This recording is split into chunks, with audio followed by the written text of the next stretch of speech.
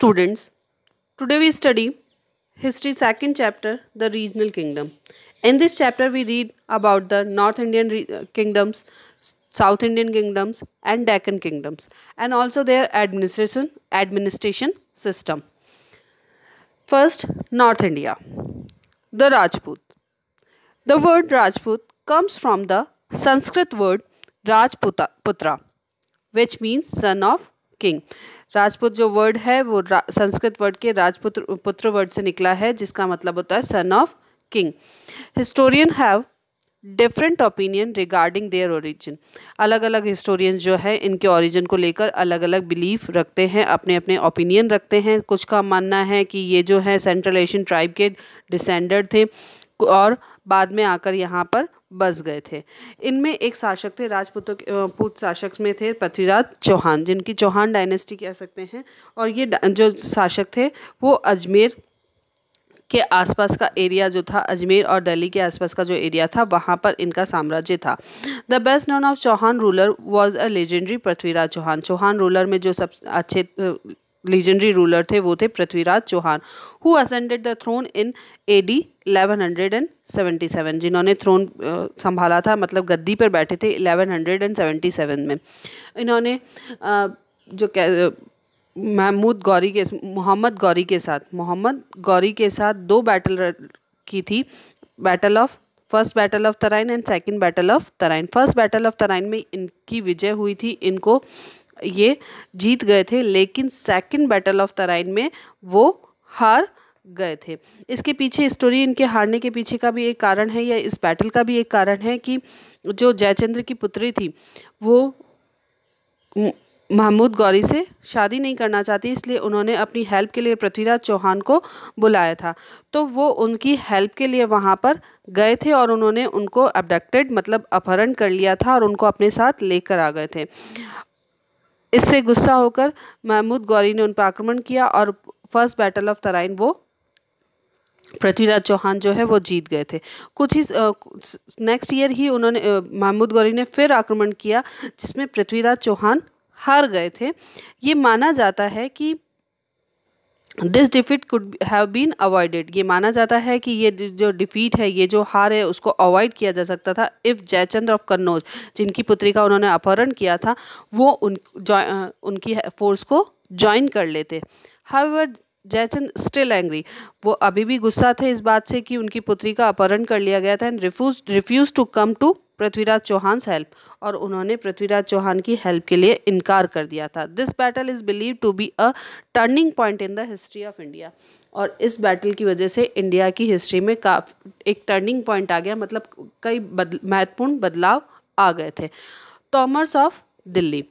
Thomas ruler founded the city of Delhi का, जिसको दिल्ली कहते हैं, इन द 8th सेंचुरी। उन्होंने दिल्ली को बसाया था 8th सेंचुरी में। Later the Chauhans annex their kingdom, और उसके बाद चौहान्स ने उनके किंगडम को हड़प लिया था, या उनके उस पर एनेक्स का मतलब उस पर अधिकार कर लिया था। एक और किंगडम आता है जो कि सोलंकी। हम अलग अलग किंगडम्स के बारे में पढ़ रहे हैं, अलग अलग डायनेस्टीज़ के बारे में पढ़ रहे हैं नॉर्थ इंडिया की। तो सबसे पहले हमने चौहान के बारे में पढ़ा, फिर तोमर्स के बारे में, अब सोलंकीज ऑफ गुजरात। तो गुजरात में जो शासक थे वो थे Solankis. The Solankis were also known as the Chalukyas of Gujarat. उनको चालुक्याज ऑफ गुजरात के नाम से भी जाना जाता था। Siddha Raja was the most powerful ruler. इस डायनेस्टी के या इस साम्राज्य के जो मोस्ट पावरफुल रूलर थे वो थे Siddha Raja. Dilwara temple of Mount Abu, sun temple of Gujarat were build by the Solankis. ये दोनों ही टेम्पल उन्होंने बनवाए थे। दिलवाड़ा टेम्पल जो कि काफ़ी फेमस है, ये दोनों टेम्पल किन्होंने बनवाए थे? सोलंकीज ने। तो यहाँ क्वेश्चन बनता है, विच डायनेस्टी या विच रूलर्स develop या build the Dilwara temple? The Solanki of Gujarat. Parmars of Malwa. The Parmars of Malwa ruled from their capital at Dhar near Indore. They become famous in the time of राजा भोज। परमार्स तो जो थे वो राजा भोज के time पे काफ़ी famous हुए थे। It was not only a great warrior but also a famous scholar and patron of the literature. जो राजा भोज थे ना सिर्फ एक बहुत अच्छे योद्धा थे, बल्कि वो एक अच्छे स्कॉलर और पैट्रॉन भी थे, लिटरेचर के संरक्षक भी थे। He was defeated and killed by the neighbouring rulers, उनकी हत्या कर दी गई थी नेबरिंग रूलर्स के through. Chandels of Bundelkhand, Chandels of Bundelkhand, the Chandels were the ruler of the land between the Yamuna and Narmada river. जो चंदेल्स का शासन था वो यमुना और नर्मदा रिवर के बीच की जो लैंड थी वहाँ पर था। Khajuraho was the capital of the Chandels ruler, Khajuraho जो थी उनकी कैपिटल थी। It has many beautiful temple build by the Chandels, काफ़ी अच्छे टेम्पल्स उन्होंने बनवाए थे। Kirtivarman was the most powerful ruler of the dynasty, Kirtivarman जो थे इस डायनेस्टी के काफ़ी फेमस रूलर थे या पावरफुल रूलर थे। तो चंदेल के अगर हम कहें कि फेमस और पावरफुल रूलर कौन थे, कीर्तिवर्मन। परमार के कौन थे, राजा भोज। सोलंकीज के कौन थे, सिद्ध राजा। नेक्स्ट आता है द पाल्स। पाल्स डायनेस्टी जो है काफ़ी फेमस और काफ़ी इंपॉर्टेंट डायनेस्टी है, सो लिसन वेरी केयरफुली।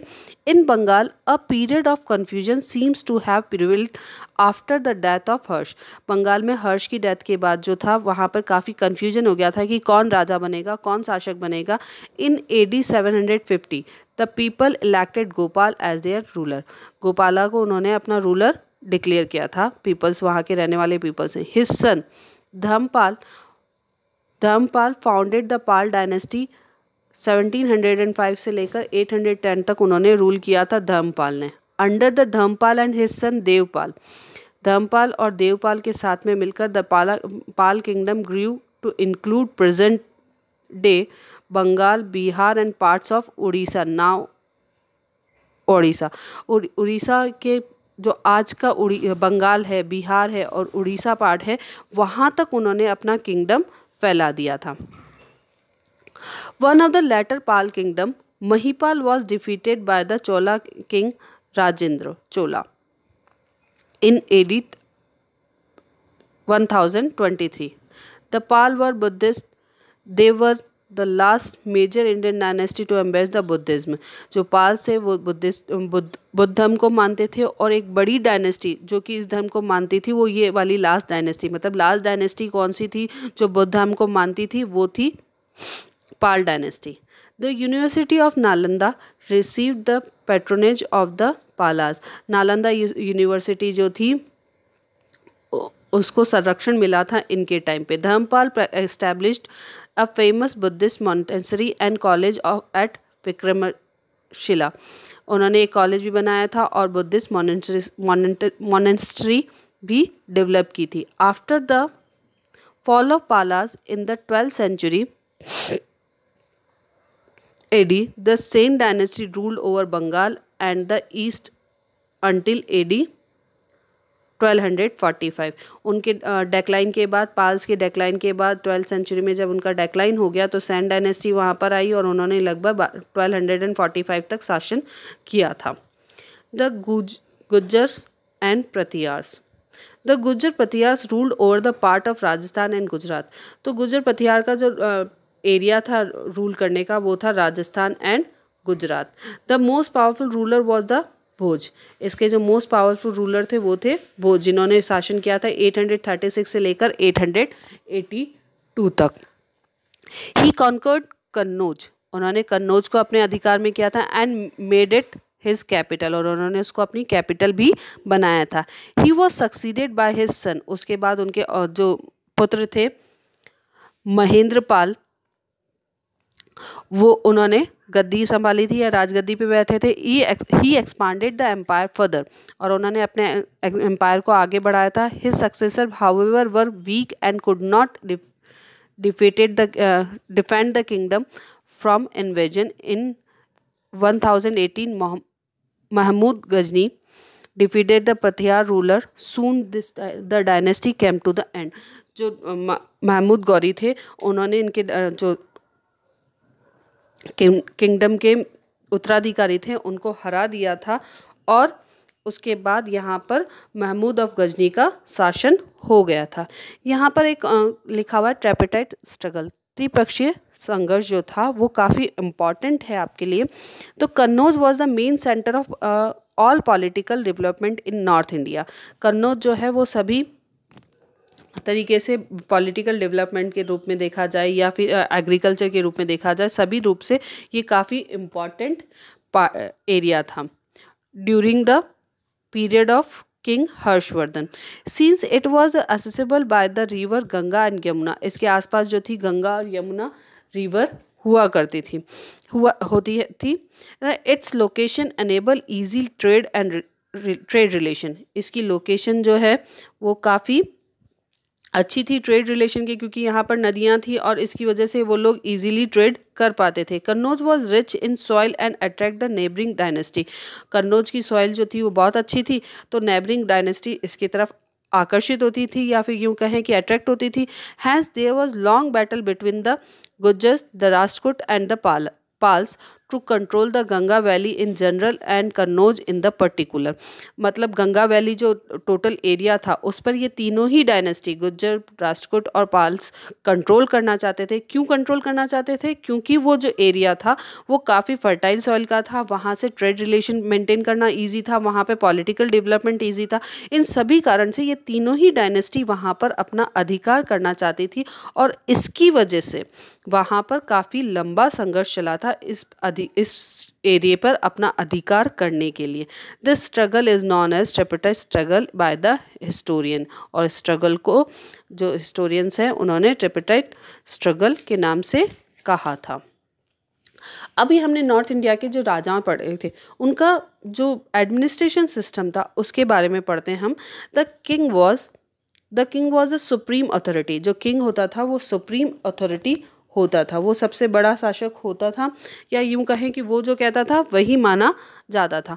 उसकी हेल्प के लिए कई और दूसरे मिनिस्टर्स भी होते थे। He assume title such as the Parama Bhattaraka and the Maharaja Dhiraja to convey his power and mind. वो अलग अलग उपाधियाँ ग्रहण करते थे जिसमें परम भट्टारक या फिर महाराजा धीराज कहा जा सकता था, उनको कहा जाता था, वो इस तरीके की उपाधि लेते थे। He was the commander in chief of the army and was assisted by the council of minister who advised him on various matter।